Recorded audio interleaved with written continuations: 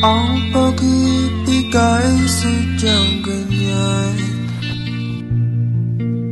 tiwala sa isa't isa'y kailangan.